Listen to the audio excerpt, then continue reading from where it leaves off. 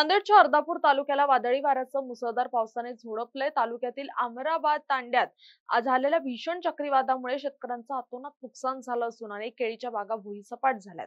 वादळाचा वेग इतका तीव्र होता की जेतेराम राठोड यांच्या घरावरील पत्रे तब्बल 300 ते 400 फूट दूर उडून गेली, ज्यामुळे त्यांचा संपूर्ण संसार उघड्यावर आलाय।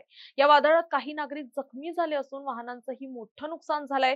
प्रशासनानं या भागाचे तात्काळ पंचनामे करून पीडित शेतकऱ्यांना आणि कुटुंबियांना आर्थिक मदत द्यावी अशी मागणी आता जोर धरू लागली आहे।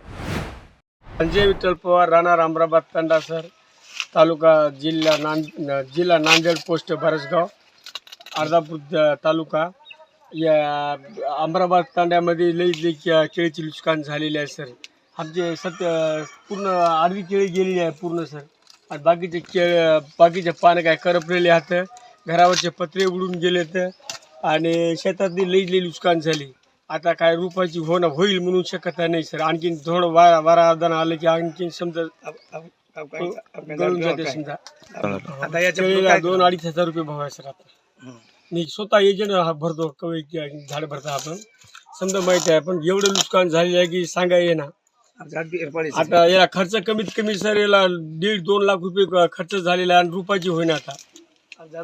आता औषध मराठी राहिली शेतकरीवर सर।